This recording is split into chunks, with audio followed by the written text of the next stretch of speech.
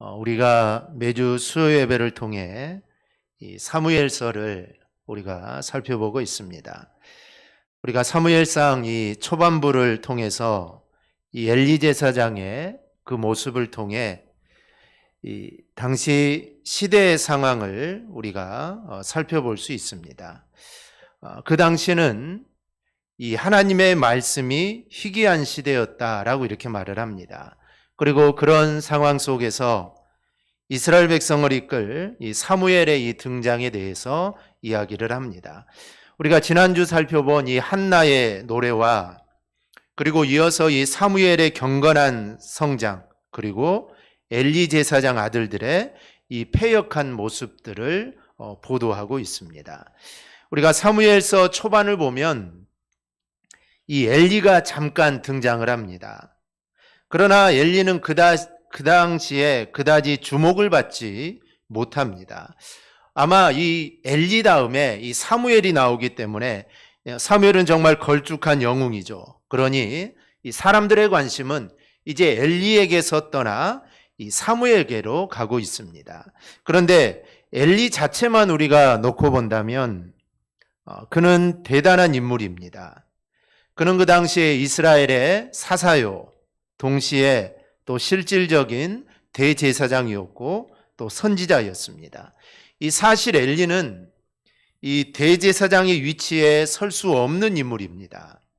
우리가 잘 알듯이 하나님께서는 이 대제사장의 직분을 이 아론에게 허락해 주셨습니다. 즉 대제사장은 한 명이죠. 그래서 아론과 그의 후손들에게 내가 영원토록 이 대제사장의 직분을 주겠다라고 하나님이 약속을 하십니다. 그래서 이 전통적으로 이 대제사장의 계열은 아론 이후에, 또 아론도 아들들이 많이 있지만 그의 아들인 엘리야살, 그리고 엘리야살의 아들인 이 비느하스로 계속 이어지게 됩니다. 그래서 엘리야살의 계열, 또 비느하사의 계열이라고 이렇게 부릅니다.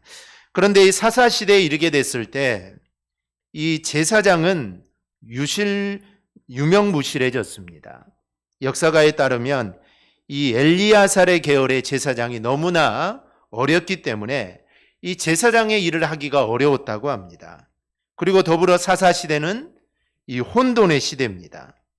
이 혼돈의 시대에 이 엘리야살의 형제였던 이다말의 후손인 이 엘리가 그 혼돈을 수습하고 이스라엘의 사사 겸 이 대제사장이 되게 됩니다.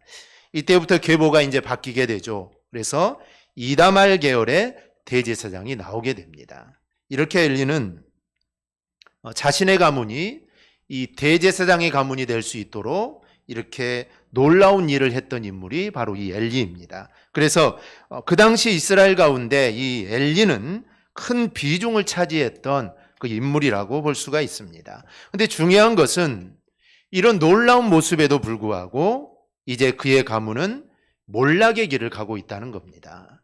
오늘 본문은 바로 그런 이야기가 나오는 부분입니다. 이 고린도전서 10장 12절을 보면 이런 말씀이 있습니다. 그런즉 선줄로 생각하는 자는 넘어질까 조심하라. 사람은 항상 선줄로 생각할 때 우리는 넘어질까 조심을 해야 합니다. 여기서 선줄로 생각하는 자는 스스로 믿음이 강한 자라고 생각하는 사람입니다. 당시 고린도 교회에는 이 선줄로 생각한 자, 즉 스스로 내가 믿음이 정말 대단하다고 여겼던 사람들이 많이 있었습니다.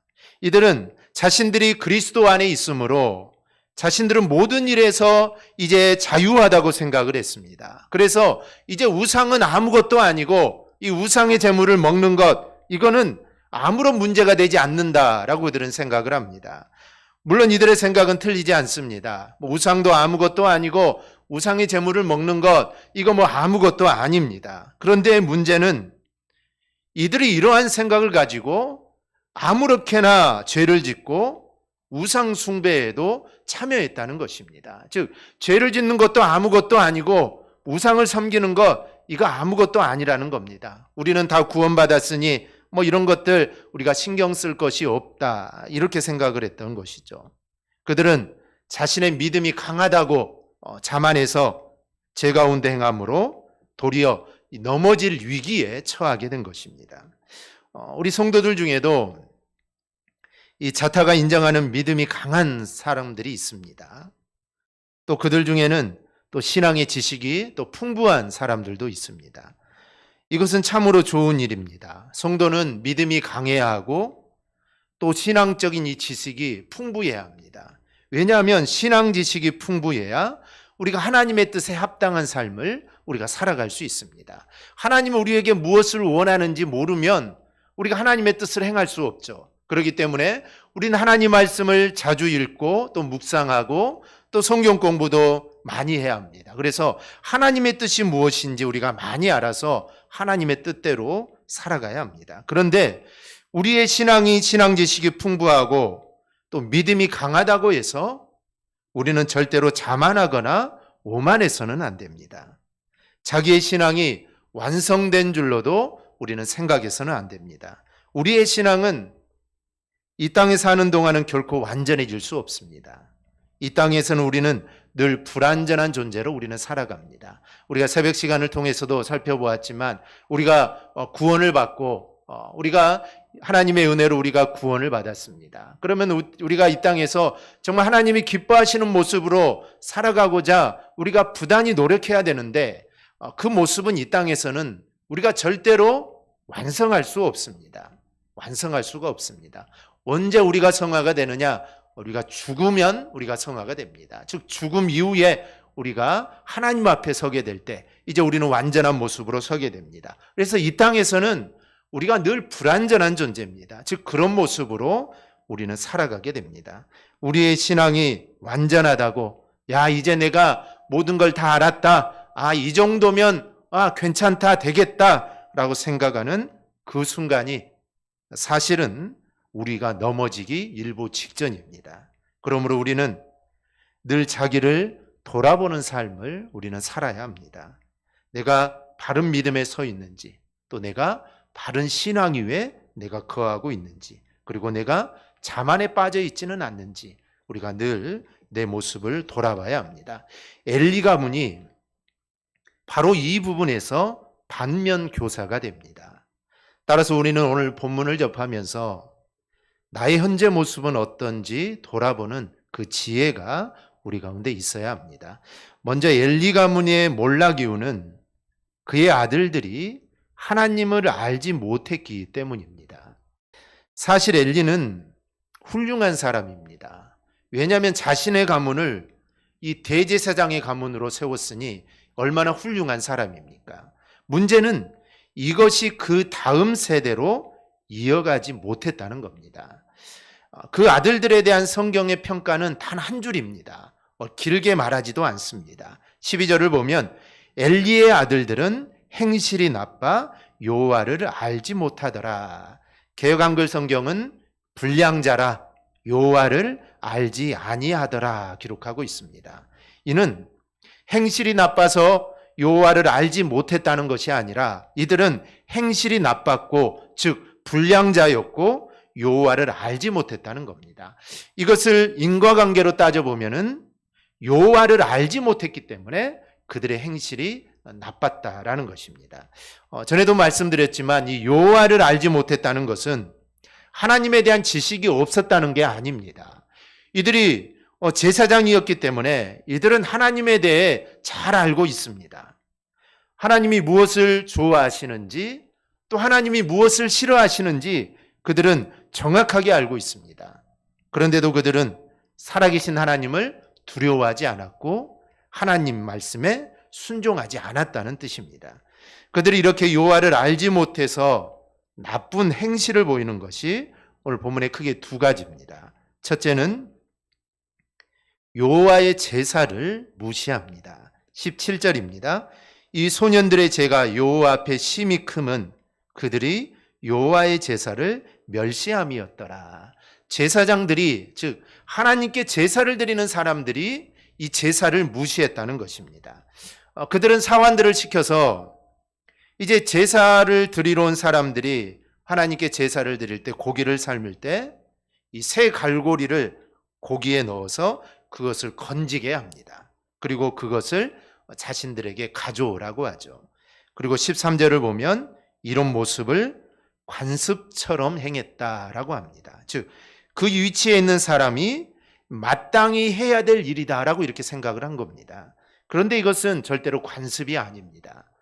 레위기 7장을 보면 이 제사장들이 취할 수 있는 이 제물의 이 부분들이 있습니다. 즉, 요제로 드릴 때, 즉 흔들어 드리는 제사로 드린 가슴 부위와 거제, 즉 들어 올리는 제사로 드린 오른쪽 뒷다리 부분을 제사장이 취할 수 있습니다. 그리고 신명기 18장을 보면 제사장이 취할 수 있는 부분은 앞다리와 두 볼 이렇게 정하고 있습니다. 즉 하나님은 제사장들이 취할 수 있는 부분을 정해 놓으셨다는 것이죠. 그런데 고기를 삶을 때 새 갈고리를 가져와서 아무거나 건져간다는 것은 하나님의 말씀을 아무렇지도 않게 여긴다는 겁니다. 그리고 자신들이 취해야 할 것 이상의 것을 취했다는 겁니다. 그런데 이런 행동을 습관처럼 행했다는 겁니다. 게다가 제물을 기름에 태우기 전에, 즉 기름을 제물에 태움으로 화제로서 하나님께 향기롭게 드리는 그런 제사입니다. 그런데 기름을 태우기도 전에, 즉 제사를 드리기도 전에 고기를 내라고 생떼를 부립니다. 즉 이 제물을 가져온 것은 하나님께 제사를 드리기 위함이죠. 그러면 먼저 하나님께 제사를 드리고 그 다음에 뭐 고기를 먹든지 뭐 해야 되는데, 이 두 아들들은 하나님께 제사를 드리기도 전에 먼저 자기한테 주라는 것입니다. 이것은 제사 제도 자체를 허물어뜨리는 일입니다. 아마 아론의 아들들은 아마 고기 맛을 알았던 것 같습니다. 그래서 육질의 맛을 그대로 느낄 수 있도록 양념을 하지 않고 아마 구워서 먹은 걸 아마 좋아했던 것 같습니다. 그래서 제사 드리는 자들에게 생고기를 가져오라는 것입니다. 먼저 드리기 전에 생고기를 가져오라는 것이죠. 이런 모습을 보고 오죽하면 제사를 드리러 온 사람들이 이렇게 말을 합니다. 16절에 보면은 먼저 기름을 태운 후에 내 마음에 원하는 대로 가지라. 즉 제사를 좀 드린 후에 가져가든지 말든지 좀 알아서 하라는 겁니다. 제사를 드리러 온 백성은 오히려 제사를 엄중하게 여기는데, 그런데 이 하나님의 제사장들은 제사를 아무렇지도 않게 여겼다는 것입니다. 이렇게 하나님을 알지 못하니 하나님께 제사 드리는 것을 하찮게 여겼다는 것입니다. 하나님께 제사 드리는 것도 오직 자기들의 이익과 연결된 것으로만 생각을 합니다. 우리가 하나님을 알지 못하면 예배를 무시하고 신앙생활을 이익거리로만 생각을 하게 됩니다. 여러분들은 어떻습니까? 이 예배를 중요하게 생각합니까? 아니면 예배가 너무 많아 소홀하게 대하지는 않습니까? 그렇다 예배의 모습, 어떤 모습들이 예배를 소홀하게 대하는 걸까요? 우리가 매주 예배를 드리니 내가 필요할 때는 언제든지 빠져도 상관없다라고 생각을 합니다. 매번 드리는 헌금이니 그저 주머니에 손 넣어 잡히는 대로 헌금을 합니다. 매번 듣는 설교, 야 오늘은 조금 줘라도 되겠지, 이런 생각하는 겁니다. 이런 모든 모습들이 우리가 예배를 소홀히 여기는 모습들입니다. 이렇게 예배를 소홀하게 여기면 결국에는 하나님을 모르는 사람이 되고 맙니다. 그렇기 때문에 우리는 늘 내 자신을 돌아봐야 합니다. 내가 정말 예배를 소홀히 여기고 있지는 않은지 내 자신을 살펴봐야 합니다. 그리고 그런 모습이 나에게 있다면 우리가 회개함으로 하나님 앞에 우리가 올바른 모습으로 우리가 서야 합니다. 엘리 아들들이 하나님을 알지 못해 보인 두 번째 행동은 이 성막에서 일하는 여인들과 간음한 것입니다. 오늘 22절을 보면 엘리가 매우 늙었더니 그의 아들들이 온 이스라엘에게 행한 모든 일과 회막문에서 수종드는 여인들과 동침하였음을 듣고, 이 성막에서 일하는 여인들은 아마 하찮은 일을 하더라도 그들은 거룩이 구별된 사람들입니다. 즉 성막에서는 아무나 일할 수가 없죠. 이 여인들은 아마 스스로 이 나실인으로 맹세한 여인들입니다. 그래서 회막 입구를 청결케 하는 역할을 감당했던 여인들입니다. 그런데 엘리 아들들은 이런 일들을 전혀 생각하지 않습니다. 하나님을 알지 못하니 즉 하나님 말씀을 순종하지 않고 하나님을 알지 못하니 그저 남자로서 여자가 보일 뿐이었습니다. 사사시대 자체가 영적으로 어두운 시대입니다. 그런데 성막에서 이런 일이 이루어진 것은 무엇을 의미할까요? 그 당시에 이방 종교들은 이 대부분 제사 가운데 이 성적인 요소가 있었습니다. 그래서 하나님께서는 이방 종교와 가까이 하지 말고 또 그런 사람들과도 상종을 하지 말라라고 하는 이유가 바로 여기에 들어 있습니다. 그래서 이방인들의 성전에는 성전 창기가 상주에 있습니다. 본문에서 홈리와 비냐스가 보여주고 있는 것은 바로 이러한 가나안 종교 제사를 모방한 것이라고 볼 수가 있습니다. 하지만 이러한 것은 하나님께서 정말 엄격하게 금지하신 것입니다. 하지만 이 가나안의 제약된 모습들을 금하고 백성들을 율법으로 잘 다스려야 될 이 제사장들이 오히려 이런 악한 일들을 행하고 있으니 그들이 하나님의 심판을 피할 수 없었던 것은 이거는 너무나도 당연한 것입니다. 하나님을 모르면 이렇게 됩니다. 예수님은 멸망에 가증한 것이 거룩한 곳에 선 것을 보거든 마지막 때가 가까운 줄 알라 이렇게 말씀하십니다. 즉 가장 거룩해야 할 곳에 가장 더러운 일이 이루어지고 있다는 것입니다. 어찌 보면 하나님의 성막은 가장 거룩해야 할 곳입니다. 즉 하나님이 임재하신 곳인데 가장 거룩해야 하는 그곳에 가장 더러운 일들이 행해지고 있습니다. 즉 하나님을 제대로 알지 못하면 이러한 일들이 일어나는 것입니다. 오늘날로 적용해 보면 이렇습니다. 거룩한 예배 처소인 교회가 이권과 관련되어 사회 지탄을 받는 경우가 있습니다. 즉 어느덧 하나님보다 돈을, 명예를, 권세를 더 사랑합니다. 이런 게 모두 하나님을 제대로 알지 못하여 나타나는 이 멸망의 증거들입니다. 우리는 오늘 엘리 가문의 멸망을 살펴보고 있습니다. 그 첫 번째로 엘리의 아들들이 하나님을 알지 못해서 엄청난 일들을 저질렀음을 알 수 있습니다. 만약 우리 가운데 그런 모습이 나타난다면 우리도 다르지 않습니다. 하나님을 두려워하지 않고 우리가 하나님 말씀에 순종하지 않는다면 우리도 멸망의 길로 가는 하나님을 알지 못하는 자들입니다. 하나님을 아는 자들이 되기 위해서 우리는 늘 깨어 기도하는 우리 성도들이 되기를 바랍니다. 이어 엘리 가문의 몰락 이유 중 중요한 점은 엘리의 영적인 어두움 때문입니다. 엘리 자신은 가문을 세운 정말 위대한 사람입니다. 그는 아마 정치적인 능력도 대단했을 겁니다. 그런데 문제는 그렇게 뛰어난 정치적 수완만큼 영적인 센스는 민감하지 못했습니다. 그는 이스라엘의 지도자였습니다. 그렇다면 다른 건 모르더라도 항상 깨어서 하나님을 바라보는 자가 되어야 합니다. 하지만 그는 깨어있질 못했습니다. 한나가 성막에서 간절히 기도할 때 그는 한나에게 낮술을 하고 주절거리는 사람이다라고 말을 합니다. 이것이 그의 영적인 수준입니다. 또 오늘 본문을 보면 성막에서 여인들과 동침한 아들들에게 그저 몇 마디 그냥 말로 책망하는 게 전부입니다. 엄청난 일이 벌어졌는데도 그냥 말로만 타이릅니다. 아이들이 너무 커가지고 이제 매를 때릴 수 없다면 엘리는 이스라엘의 사사요 대제사장이기 때문에 그런 아들들에게 마땅한 징벌을 내려야 합니다. 그래서 그들의 행동을 고쳐야 되는데 그냥 몇 마디 말로 타이르고 맙니다. 그러나 이렇게 하지 못한 이유는 죄의 엄중함을 제대로 보지 못했기 때문입니다. 그리고 죄의 무거움을 제대로 보지 못하는 것은 영적인 분별력이 떨어져 있었기 때문입니다. 엘리의 영적 어두움은 하나님께서 사무엘을 부를 때도 나타납니다. 하나님의 음성을 듣고 그가 엘리가 자신을 부르지 않았나 싶어서 엘리에게 달려갑니다. 그때 엘리는 내가 부르지 않았으니 가서 자라고 합니다. 똑같은 일이 3번이나 반복되고 나서야 하나님이 사무엘을 부르는구나 라는 것을 그제서야 알게 됩니다. 엘리에게 만약에 영적인 센스가 예민하게 작동하고 있었다면 첫 번째는 몰라도 이 두 번째는 알아야 했을 겁니다. 그런데 엘리는 이런 영적인 센스가 묻어져 있었습니다. 그래서 하나님의 인도하심이나 하나님의 일에 그는 깨어있지 못했습니다.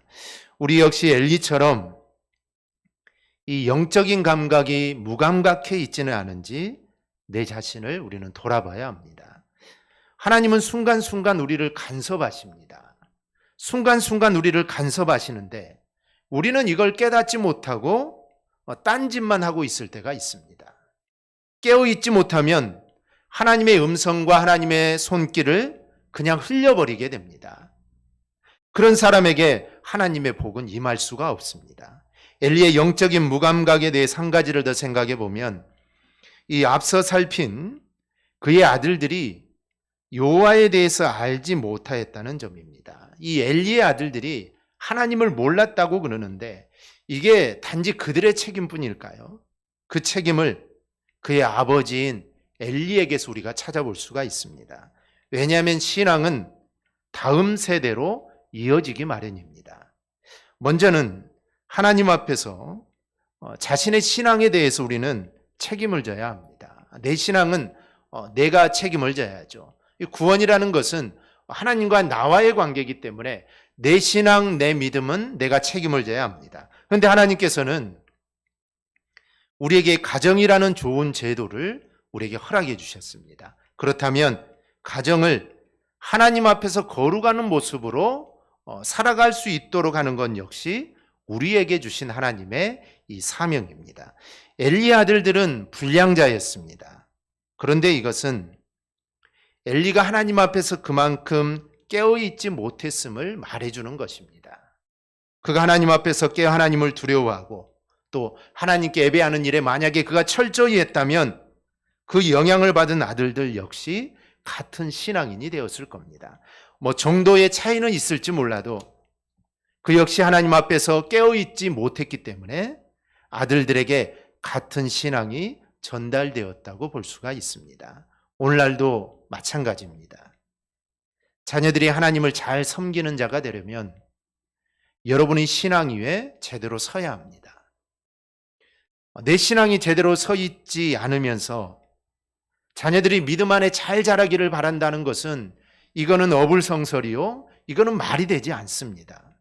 먼저는 내 신앙을 든든하게 해야 합니다. 그리고 자녀들이 신앙을 제대로 갖지 않을 때 단호하게 지도를 해야 합니다. 그래서 언제든지 하나님 앞에 올바로 서 있는 모습을 갖추도록 해야 합니다. 그래야 가정이 좋은 신앙으로 또 믿음의 계보를 이어가는 훌륭한 가정이 되는 것입니다. 가정의 몰락은 신앙을 제대로 이어가지 못할 때 가정이 몰락하게 됩니다. 그리고 신앙을 제대로 이어가기 위해서는 먼저 부모된 성도들의 신앙의 감수성이 높아야 합니다. 영적인 어두움이 있다면 우리는 빨리 걷어내야 합니다. 그리고 자녀의 영적인 어두움은 나를 보여주는 거울임을 알아야 됩니다. 우리의 자녀들이 영적으로 깨어있지 못하고 믿음 위에 굳건하게 서 있지 못한다는 것은 지금 나를 보여주는 거울인 것입니다. 그 모습이 바로 나의 모습인 겁니다. 그래서 영적인 센스를 우리는 더욱 예민하게 우리가 작동시킬 때 가문이 신앙으로 더욱 견고하게 서는 것입니다. 마지막으로 이 엘리 가문의 멸망을 우리가 살펴보면 27절을 보면 하나님의 사람이 엘리에게 와서 그의 가문에 일어날 일들에 대해 말합니다. 그저 이 하나님의 사람이라고 한 것을 보면 이 무명의 선지자인 것 같습니다. 하나님은 지금 당대 최고의 권력자인 엘리에게 이 무명의 선지자를 보내서 가문의 몰락에 대해서 말을 합니다. 하나님 무명의 선지자를 통해서 나를 존중히 여기는 자를 내가 존중히 여기고 나를 멸시하는 자를 내가 경멸하리라 말씀을 합니다. 이는 단순히 인과응보를 이야기하는 것이 아닙니다. 하나님 앞에서 선한 것을 드러내지 못하고, 즉 하나님의 불의가 선한 모습으로 살아가야 되는데, 그리고 그런 위치에 있는데 그런 선한 것을 드러내지 못하고 악한 것만 드러내면 내가 심판하겠다는 것입니다. 그 심판은 엘리의 집에서 노인이 끊어지는 것입니다. 이 노인에 해당하는 이 자케는 이 고대 근동 사회에서 권위와 힘의 상징입니다. 시족 중심의 사회에서 중요한 상황은 보통 노인으로 이루어진 이 지도자들에 의해서 결정이 됩니다. 그래서 노인은 이 중요한 위치에 있습니다. 또한 잠언을 보면 노인의 백발은 그의 영화라고 했습니다. 이런 노인이 가정에 없다는 것은 그만큼 이 가문이 가치 없게 되는 것을 의미합니다. 또 젊은 자는 젊어서 죽게 된다고 했는데 두 아들 홈니와 비느하스가 죽는 게 그 일의 표징이 된다라고 합니다. 그런데 이런 일은 그대로 이루어집니다. 홈니와 비느하스가 전장에서 한날에 죽습니다. 그리고 그 소식을 듣는 날이 엘리가 죽는 날이기도 합니다. 더 나아가 엘리의 후손들인 이 높지역의 제사장들이 사울왕의 사주를 받은 에돔인 도액에 의해 대량 학살을 당합니다. 그리고 후대 엘리 집안의 대제사장 아비아달이 솔로몬에 의해서 제사장직에서 파면이 되게 됩니다. 이로써 엘리 가문은 제사장은 사라지고 또한 그의 조상인 아말라 계통의 대제사장은 종말을 고하게 됩니다. 즉 말 그대로 엘리 가문은 완전히 몰락을 하게 됩니다. 그런데 그의 가문의 몰락과 대비되는 것이 하나가 있습니다. 오늘 35절을 보면 내가 나를 위하여 충실한 제사장을 일으키리니 그 사람은 내 마음 내 뜻대로 행할 것이라. 내가 그를 위하여 견고한 집을 세우리니 그가 나의 기름 부음을 받은 자 앞에서 영구히 행하리라. 엘리를 대신하여 세우실 충실한 제사장을 이야기합니다. 이 충실한 제사장은 1차적으로 사무엘을 의미합니다. 그래서 본문을 보면 엘리의 아들들과는 이 대조를 이루는 사무엘을 언급합니다. 18절을 보면 사무엘은 어렸을 때에 세마포 옷을 입고 여호와 앞에서 섬겼더라. 26절에는 아이 사무엘이 점점 자라매 여호와와 사람들에게 은총을 더욱 받더라. 엘리 가문과 전혀 다른 모습을 보여주고 있습니다. 즉 하나님께서는 하나님 앞에 충실한 제사장, 지금까지는 엘리와 그의 아들들이 하나님 앞에 충실하게 제사장의 일을 감당하지 못했기 때문에 이제는 정말 내 앞에서 충실한 제사장 이 사무엘을 하나님은 준비하고 계신 겁니다. 그리고 무엇보다도 예수 그리스도께로 이루어집니다. 충실한 제사장이면서 왕으로 기름 부음을 받을 자는 결국 우리의 대제사장이 되시고 왕이신 예수님을 이야기하는 겁니다. 엘리 가문의 몰락에서 하나님께서는 사무엘의 등장, 그리고 우리를 구원하실 영원한 대제사장이신 예수님을 이야기하는 것입니다. 즉 지금 복음을 이야기하는 것입니다. 이 시간 우리는 엘리 가문의 몰락을 통해 내 자신의 신앙을 우리는 점검해 볼 수 있어야 합니다. 엘리 가문은 지는 해요. 엘가나의 가문은 사무엘로 인해 이제 뜨는 해가 되었습니다. 그렇다면 여러분의 가정은 어떻습니까? 뜨는 해와 같은 존재입니까? 아니면 지는 해 쪽입니까? 우리가 이왕이면 뜨는 해 집안이 되어야 하지 않겠습니까? 그러기 위해서는 우리도 엘가나와 이 한나와 같이 자녀들에 대한 신앙 교육에 우리는 최선을 다해야 합니다. 그것은 처음에는 어리석은 것 같을 수도 있습니다. 믿음으로 교육하는 것 어리석어 보일 수도 있습니다. 시대에 뒤떨어지는 모습일 수도 있습니다. 하지만 그것만이 자녀를 살리고 가정을 살리고 나아가 교회와 가정과 이 나라를 살리는 길입니다. 이제 우리의 가정을 우리가 다시 한번 살펴보시기 바랍니다. 우리의 자녀들을 다시 한번 살펴보시기 바랍니다. 우리의 자녀들이 믿음으로 잘 자라고 있습니까? 하나님을 두려워하고 있습니까? 우리가 오늘 말씀을 교훈 삼아 우리 대강의 모든 가정들이 이 엘가나의 가정이 되고 또 사무엘과 같은 그런 자녀들이 꼭 될 수 있기를 바랍니다. 그래야 하나님의 은혜를 정말 풍성하게 받는 우리 대강의 모든 가정들이 되기를 주님의 이름으로 축원합니다. 아멘. 기도하겠습니다.